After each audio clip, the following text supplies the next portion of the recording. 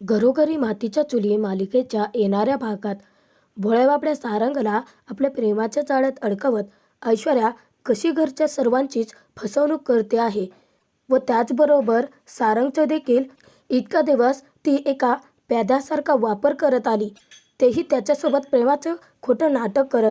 हे सत्य अखेर आता अवंतिका व सौमित्र सारंगच्या समोर घेऊन येणार आहेत. ऐश्वर्याचा काळा खरा चेहरा अखेर सारंगच्या समोर येणार आहे व झटक्यात सारंगचे खाडकन डोळे उघडणार आहेत. तर ऋषिकेश जानकीच्या बाबतीत खूप मोठी चूक करत सारंगने ऐश्वर्याची साथ दिलेली असते, त्याचा त्याला आता पश्चातापही होणार आहे. तर सारंग, सौमित्र व अवंतिका तिघे मिळून ऐश्वर्याचा पर्दाफाश करणार आहेत. परंतु तो कसा? सौमित्र अवंतिका सारंगचे डोळे कसे उघडवणार?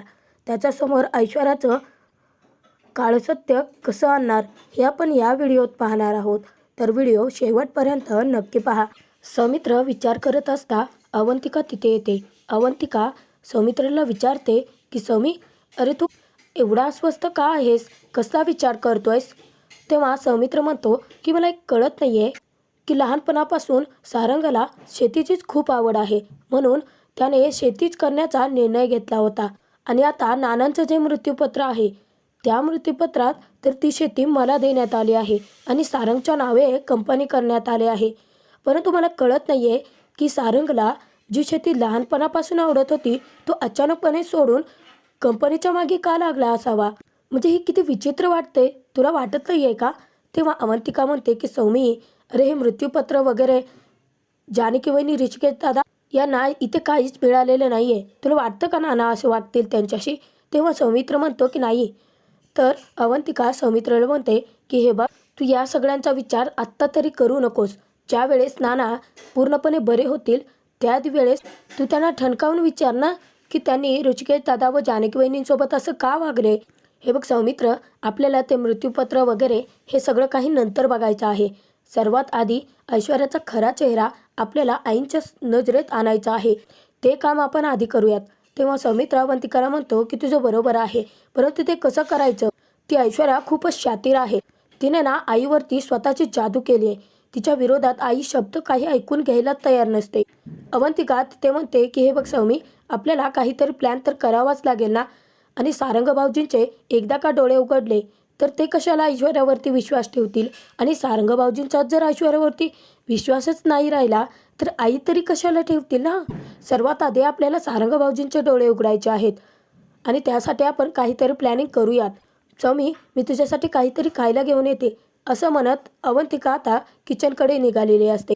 इतक्यातच अवंतिकाला समोरून सारंग येताना दिसतो आणि तो खूपच खुश असतो.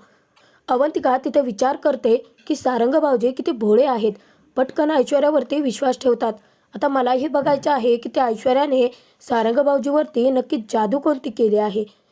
तर अवंतिका देखील आता त्यांच्या रूमकडे जाते व तिथूनच आता दरवाजाच्या फटीतून लक्ष देते की नक्की ऐश्वर्याने सारंगला आपल्या मुठीत तरी कसं ठेवलं आहे की तो तिच्या विरोधात एक शब्दही ऐकून घ्यायला तयार नसतो.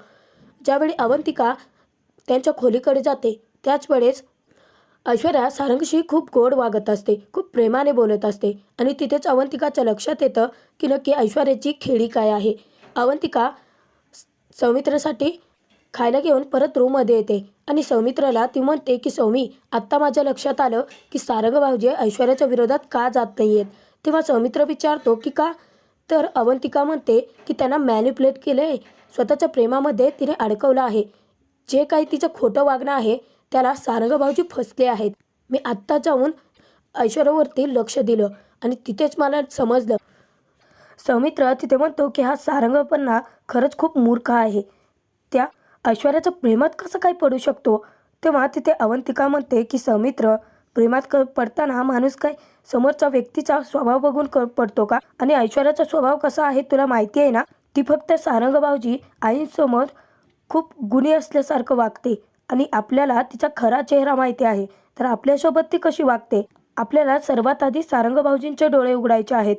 इतक्यातच सौमित्राच्या डोक्यात प्रकाश पडतो. सौमित्र तिथे अवंतिकाला मागचा घडला एक प्रसंग सांगतो. तो म्हणतो की एक गोष्ट मी तुझ्यापासून लपवून ठेवली होती, परंतु सगळ्यांपासून लपवून ठेवली नव्हती अवंतिका. हे मी जानकी वहिनीला सगळं काही सांगितलं होतं की ऐश्वर्याने सारंगच्या फोनवरून मेसेज करून मला टेरेसवरती बोलवलं आणि त्यानंतर ती मला कशी धमकी देत होती आणि हे सगळं जानकी वहिनीने पाहिलं होतं. तिला तिची लायकी, तिची जागाही त्यांनी दाखवून दिली होती. तेव्हा तिथे अवंतिका म्हणते की सौमित्र, अरे आपल्याकडे तर बेस्ट ऑप्शन आहेस तू, आपण ना अशीच प्लॅनिंग करूया. सौमित्राच्या लक्षात येत नाही. तेव्हा अवंतिका म्हणते की अरे सौमी, हे बघ तू एक काम कर, असंही तू म्हणतो आहेस ना की ऐश्वर्या सारंग भाऊजींवरती प्रेमच करत नाही, त्यांचं प्रेम अजूनही तुझ्यावरतीच आहे आणि तू त्यांना डिच केलं म्हणूनच तर ती तुझ्यावरती चावताळून उठली आहे, या घराच्या वाईटावरती टपली आहे, बरोबर आहे. तेव्हा सौमित्र म्हणतो की हो, परंतु करायचं काय आहे. तर अवंतिका सांगते की तिने आतापर्यंत जे केलं तेच आपण करायचं आहे. अवंतिका तिथे सौमित्राला प्लॅन समजावून सांगते. ती म्हणते की ती जानकी वहिनीसमोर किती वाईट आणि विचित्र वागायची, परंतु तेच आईसमोर आल्यानंतर ती किती गोड वागायची. म्हणजे तिने सगळे काही कारस्थानं आधी रचलेली असायची, त्यात जानकी वहिनीला फसवायची, अडकवायची आणि त्यानंतर आई समोर आल्या की मग स्वतःचा रंग बदलायची आणि जानकी वहिनी कशा दोषी आहेत हे तिथे सांगायची. आता आपण तेच करायचं आहे. एक काम करायचं, तू ना ऐश्वर्याला टेरेसवरती बोलावून घे आणि तिच्याकडून ती अजूनही तुझ्यावरतीच प्रेम करते हे फक्त सत्य वधवून घे. तोपर्यंत मी सारंग भाऊजींना टेरेसवरती आणण्याचं काम करते. एकदा की सारंग भाऊजींनी स्वतःच्या डोळ्यांनी ते सत्य पाहिलं की ऐश्वर्या किती नीच आणि नालायक आहे, त्याच वेळेस सारंग भाऊजींचे डोळे उघडतील आणि ऐश्वर्याचा आपण पर्दाफाशही करू शकू. तेव्हा सौमित्र म्हणतो की अवंतिका, अगं तुझं बरोबर आहे, मी ना असंच करतो, परंतु सारंगचं काय. तेव्हा अवंतिका सौमित्राला सांगते की तू ना स्वतःच्या मोबाईलवरून सारंग भाऊजींना मेसेज टाक की तुला त्यांच्याशी काहीतरी महत्त्वाचं बोलायचं आहे आणि टेरेसवर यायला सांग. मी टेरेसच्या खालच्या बाजूलाच थांबते, म्हणजे कसं सारंग भाऊजी आले तर त्यांना मला आधीच सावध करता येईल आणि ऐश्वर्याचा खरा चेहरा त्यांच्या समोर आणता येईल. आता दोघांचा प्लॅनही तयार असतो. ठरल्याप्रमाणे सौमित्र तिथे ऐश्वर्या व सारंग या दोघांनाही मेसेज टाकतो, परंतु सारंगला सौमित्रने 10 मिनिटानंतर येण्यासाठी मेसेज टाकलेला असतो आणि ऐश्वर्याला आत्ताच्या आत्ता मला तुझ्याशी काहीतरी बोलायचं आहे असं म्हणत त्याने टेरेसवरती बोलवलेलं असतं. अवंतिका या प्लॅनमध्ये सामील असते आणि ऐश्वर्याला बरोबर त्यांनी आता जाळ्यात अडकवलेलं असतं, गाफील ठेवलेलं असतं. अवंतिका तिथे असं चित्र उभं करते की जसं काही तिला काही माहितीच नाही आहे, तिला काही घेणं देणंच नाही आहे. सौमित्र ऑलरेडी टेरेसवरती असतो आणि सौमित्र तिथे आता गेल्यानंतर ऐश्वर्या त्याच्या पाठोपाठ जाते. अवंतिका ऐश्वर्या गेल्यानंतर एक 5 मिनिटांनी टेरेसवर जाते, कारण अवंतिकाला ऐश्वर्याला कोणताही संशय येऊ द्यायचा नसतो. ठरल्या प्लॅनप्रमाणे ऐश्वर्या अचूकच सौमीच्या जाळ्यात अडकलेली असते. ऐश्वर्या गेल्यानंतर तिथे सौमित्राला विचारते की बोल, तुला नक्की काय बोलायचं आहे. तुला आता तुझे जानकी वहिनी व ऋषिकेश दादा यांचं जर गुणगान गायचं असेल ना तर मग मी मात्र चालले, कारण तुझ्या असल्या फालतूच्या गोष्टी ऐकत बसण्यात मला काही इंटरेस्ट नाही आहे. तेव्हा सौमित्र म्हणतो की ऐश्वर्या, काय इतकं खालच्या पातळीला जाऊन वागते आहेस.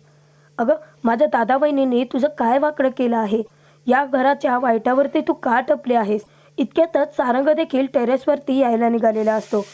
सारंगला मध्येच अवंतिका भेटते. अवंतिका सारंगला सावध करते. ती म्हणते की सारंग भाऊजी, तुमचा आमच्यावरती विश्वास बसत नव्हता ना, म्हणून आम्ही एक प्लॅन केला आहे. आता तुम्ही स्वतःहून तुमच्या डोळ्यांनी ऐश्वर्याचा खरा चेहरा बघा. हे बघा प्लीज, आमच्यावरती प्लीज एवढ्या वेळेस विश्वास ठेवा. आम्हाला माहिती आहे की तुम्ही ऐश्वर्याच्या खोट्या प्रेमाच्या जाळ्यात अडकला आहात. तुम्हाला असं वाटतं की ऐश्वर्या तुमच्यावरती खरोखरचं प्रेम करते, परंतु तसं काहीच नाही आहे. ती एक प्यादं म्हणून तुमचा फक्त वापर करते आहे, हे घर फोडण्यासाठी. एवढ्या वेळेस फक्त आमच्यावरती विश्वास ठेवा सारंग भाऊजी, असं म्हणत सारंग देखील आता तिथे अवंतिकाची साथ द्यायला तयार होतो, कारण त्यालाही बघायचं असतं की अवंतिका खरं बोलते की खोटं. दोघेही टेरेसवरती येतात. चोर पावलाने येत दोघे आता लपलेले असतात. तर सौमित्र तिथे हात जोडतो आणि ऐश्वर्याला म्हणतो की हे बघा ऐश्वर्या, प्लीज प्लीज मी तुझ्यासमोर हात जोडतो आहे, ही सगळी कारस्थानं थांबव. याचा आमच्या घरातली माणसाला खूप जास्त त्रास होतो आहे, त्याचबरोबर याचा मला देखील तितकाच त्रास होतो आहे. तू तर मला त्रासात पाहू शकत नव्हतीस ना. तेव्हा ऐश्वर्या चिडते आणि तिथे सौमित्राची कॉलर पकडते आणि त्याला म्हणते की त्रास, आता तुला होणारा त्रास तुला कळतो आहे, परंतु मला त्रासात टाकून तू निघून गेला होतास त्याचं काय? तेव्हा सौमित्र म्हणतो की ऐश्वर्या, खरंच मी त्यासाठी पुन्हा माफी मागतो, परंतु मी काय करणार होतो? माझं तर अवंतिकावरती प्रेम होतं ना, आणि नाना जबरदस्ती माझं लग्न तुझ्याशी लावून द्यायला तयार होते. मग अशा सिच्युएशनमध्ये मी काय करणार होतो? ऐश्वर्या तिथे म्हणते की अरे परंतु मी तुला दाबून ठेवलं होतं ना, मी सांगितलं होतं ना ऐनवेळी लग्नात सारंगच्या जागी तुला उभं राहायचं आहे. तुला सगळं समजावून देखील तू मुद्दाम सगळं केलंस. तेथून मला एकटीला टाकून पळून निघून गेलास आणि त्या डिफेक्टिव्ह पीससोबत मला लग्न करावं लागलं. तुला कळतं आहे का सौमित्र, तू काय करून ठेवलं आहेस ते? माझं आयुष्य तू उद्ध्वस्त केलं आहेस आणि तुला वाटतं की मी असंच तुला मोकळं सोडावं? नाही सौमित्र, आता तर फक्त ही सुरुवात आहे. आता इथून पुढे बघ की या घराची मी काय अवस्था करते ते. तर तिथे सौमित्र म्हणतो की अवंतिका, सौमित्र ऐश्वर्याला सांगतो की ऐश्वर्या, अगं सारंग खरोखर तुझ्या प्रेमात पडला आहे आणि तो तुझ्यावरती किती प्रेम करतो. तुझ्याबद्दल एक शब्दही कोणाकडून तू ऐकून घेऊ शकत नाही. वाटेल तर तो विरोधात जातो आणि तू त्याच्याशी अशी फसवणूक का करते आहेस? अगं सारंग मनापासून खरंच खूप चांगला माणूस आहे. तो आयुष्यभर तुला सुखात ठेवेन. तेव्हा तिथे आता ऐश्वर्या म्हणते की सुखात, मला त्या डिफेक्टिव्ह पीसशी काहीच घेणं देणं नाही आहे. मला चांगलंच माहिती आहे की तो माझ्यावरती किती प्रेम करतो ते, परंतु माझं प्रेम फक्त तुझ्यावरती आहे सौमित्र, आणि कायम तुझ्यावरतीच राहील. असं म्हटल्यानंतर इकडे सारंगच्या पायाखालची जमीन हादरते. तेव्हा अवंतिका तिथे म्हणते की बघताय ना सारंग भाऊजी, की ऐश्वर्या आपल्या घराच्या वाईटावरती कशी टपली आहे. हे सगळी कारस्थानं करून तिने जानकी वहिनी व ऋषिकेश दादांना घराच्या बाहेर काढलं. का? तर तिला चांगलंच माहिती होतं की त्यांच्याकडून तिला धोका आहे. जानकी वहिनी तिचे सत्य सर्वांच्या समोर घेऊन येतील आणि मग ऐश्वर्या या घरावर तिचा हक्क, तिची सत्ता गाजवू शकणार नाही. या घराला उद्ध्वस्त नाही करू शकणार. म्हणून तिने तुम्हाला आपल्या प्रेमाच्या जाळ्यात अडकवलं आणि तुमचा फक्त स्वतःच्या फायद्यासाठी वापर केला आणि तुम्ही मात्र तिच्यावरती आंधळा विश्वास टाकलात.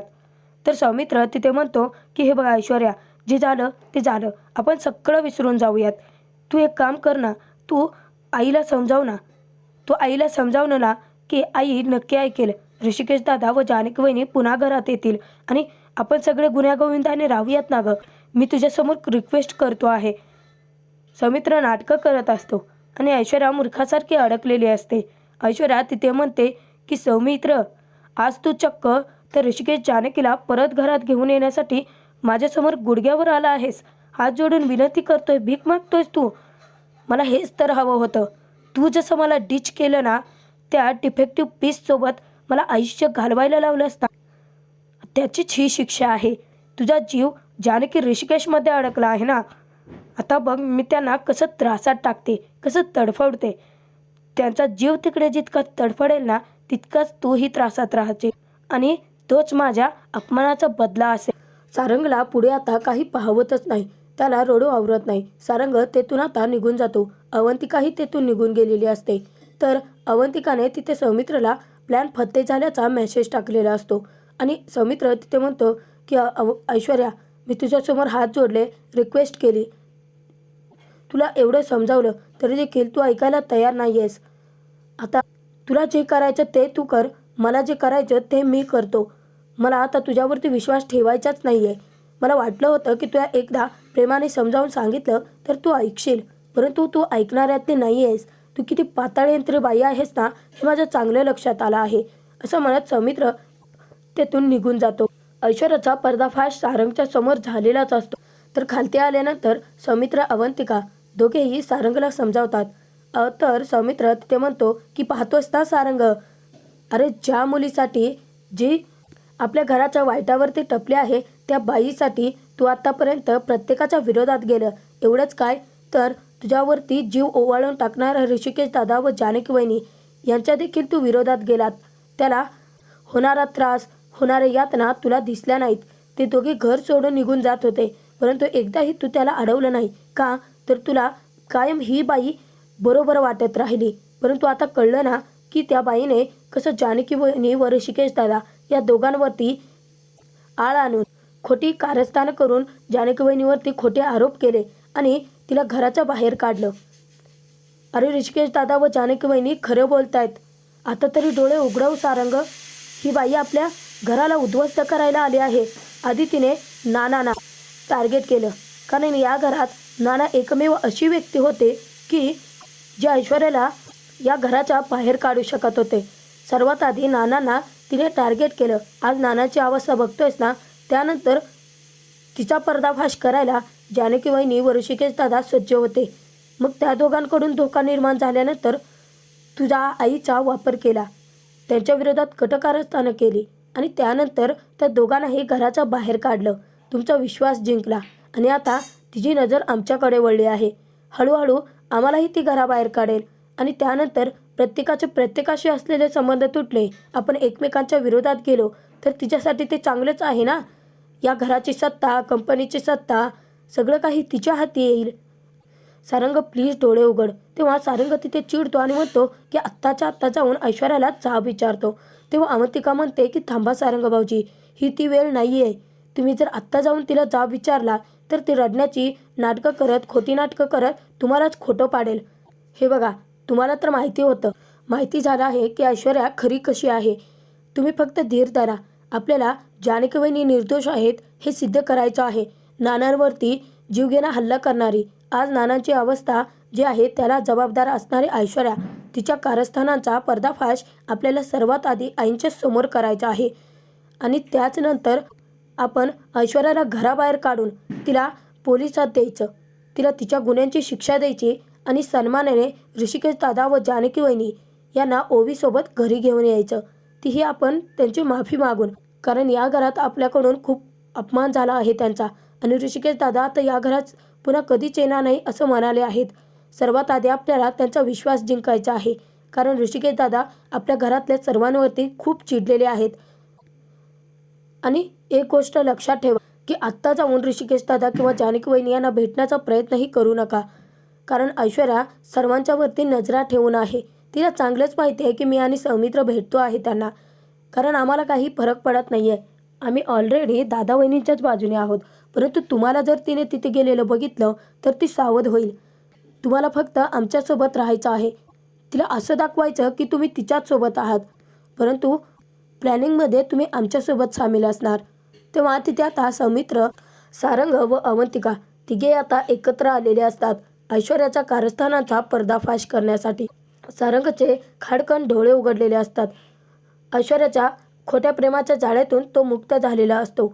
आता तिघे मिळून ऐश्वर्याचा पर्दाफाश कसं करतील, तिच्या विरोधात पुरावे कसे मिळवतील, जानकी निर्दोष आहे हे सत्य कसं समोर येईल व जानकी ऋषिकेश यांना सन्मानाने सौमित्र अवंतिका घरात परत कसे आणतील, हे आपण पुढील भागात पाहणार.